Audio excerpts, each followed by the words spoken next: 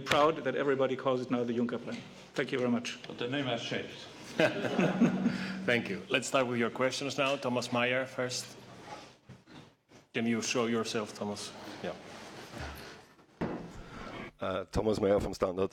Herr Präsident, ich hätte zwei Fragen. President, 2 questions. You talked about your travels. Mr. Hoyer echoed those comments. Here there's been a debate in Europe while you've been gone.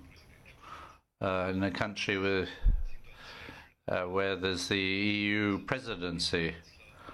Vice Chancellor Strache in Facebook said that the EC problems in NATO and the NATO summit to do with your back troubles and that you should resign. He said that you are the laughingstock of Europe. Now, have you been contacted by the Austrians? Has the Austrian Prime Minister apologized for the comments but from his vice? And what do you say about all that? Now, second question is on the investment plan and the future. 40 years ago, the EU with Airbus set up an industrial project. What could you think of in terms of a new big project for Europe in the years to come? Thank you very much. Also zu Ihrer ersten Frage. Your first question. I follow things in Austria. It's amazing how many people are experts on my medical condition. I've read what people said. Yeah, I had a cramp in my leg. I was at the NATO meeting, but there were far more important things to concentrate on than my state of health. I mean, quite frankly, I don't have time for such petty-fogging nonsense, quite frankly. On the major project? Well, on the major project, you cannot simply say, where is the replica for Airbus? This is cannot simply be defined ex cathedra. But I believe indeed that Europe must invest into its role in the world, its competitiveness. And that means develop new products, new technologies, and really enter a new age.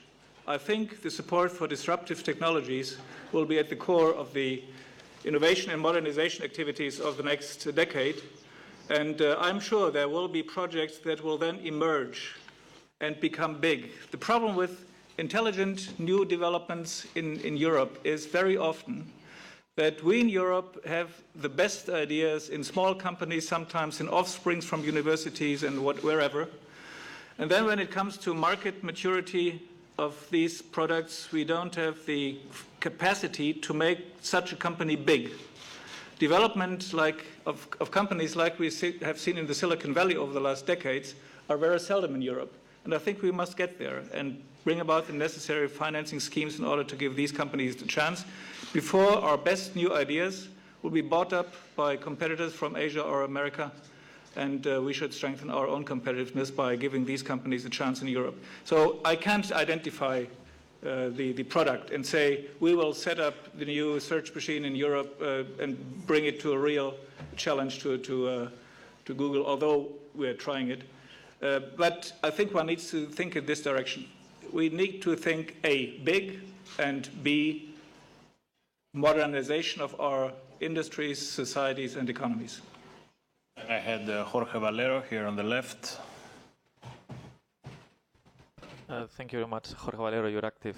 It's a question on related to the investment project for sure, because the fact that you are here with us, President, means that you want to highlight this reaching this target as part of your legacy, which will be part, of course, of the debate after the summer break, and we are let's say, in this pre-election mode.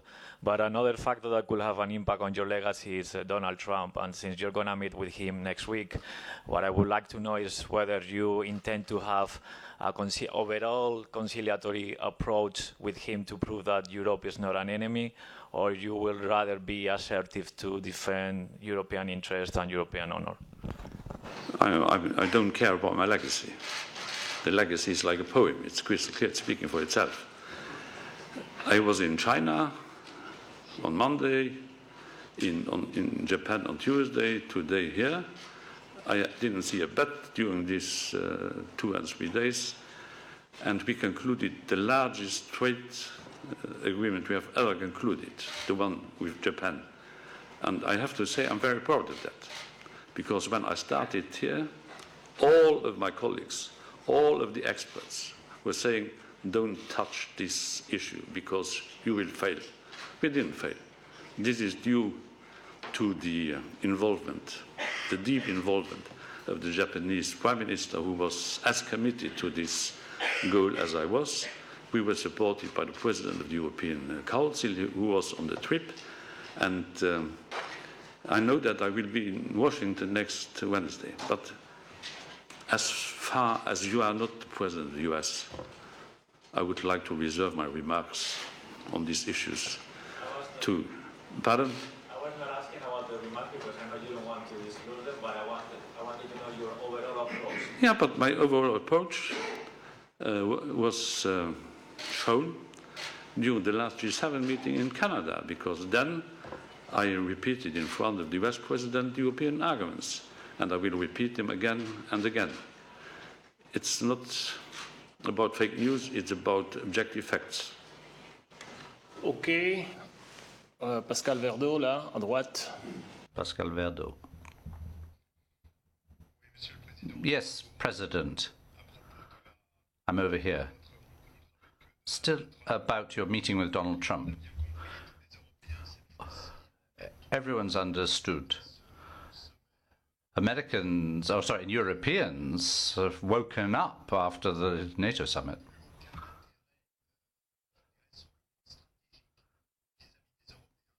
Donald Trump doesn't pay any attention to Europe.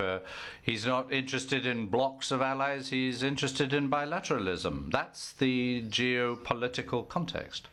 My question is this. How long is Europe going to be sort of tottering along?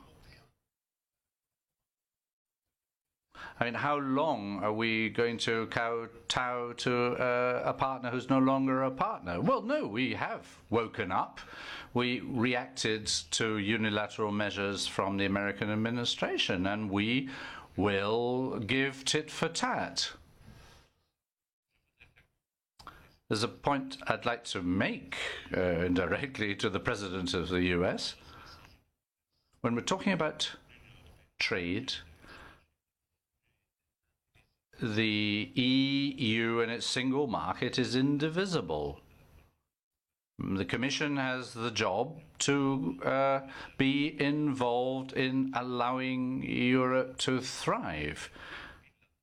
Bilateralism won't work. He is not going to divide us and rule us.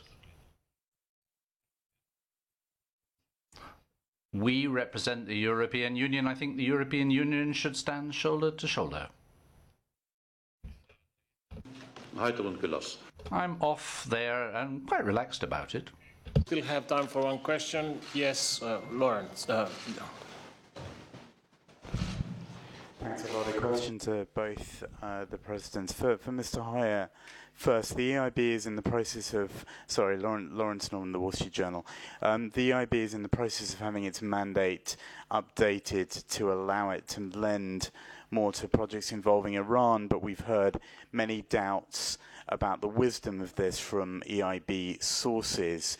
Given the threat of US sanctions, do you expect the EIB to be able to make significant loans to projects involving Iran in the future or not? And a question for President Juncker. Can you just clear up one fact which the Commission has said about what happened at NATO on Wednesday? The Commission says it was purely a matter of your state of health and it did not involve alcohol. Is that correct? was correct last Wednesday, and that's correct this morning, and it will be correct tonight and tomorrow morning. I'm really impressed by the interest some people are taking in these not even marginal issues, and I'm asking for respect. President Hoyer. Yeah, on your first question, let me begin by saying that I have a background in foreign affairs, and I must tell you that the agreement with Iran struck by the European Union and several member states of the European Union, plus the United States and Iran, was one of the finest pieces of European diplomacy I've ever seen, supported by a congenial foreign minister of the United States of America. And we believe that it should be preserved. So I've aligned myself fully with the position of Council and Commission and Parliament on this matter also as a bank. However, when it comes to acting as a bank, you have to see the limitations of any bank. There is no European bank which is presently able to do business in and with Iran. And as long as the financing flows are the way they are, that also technically, and as long as the EIB mobilizes incredible amounts of private money in order to finance projects in the public interest, and needs to do that around the world, and we are indebted with 500 billion euros on bond issues, we have to take note of the fact that we would risk the business model of the bank if we would be active in Iran. So we must find more intelligent ways to support a policy vis-à-vis Iran and the United States of America, which we completely share with the Commission and the Council and the Parliament, but where we cannot play an active role. Thank you. This concludes our press conference. More important news coming your way shortly. Okay, bye.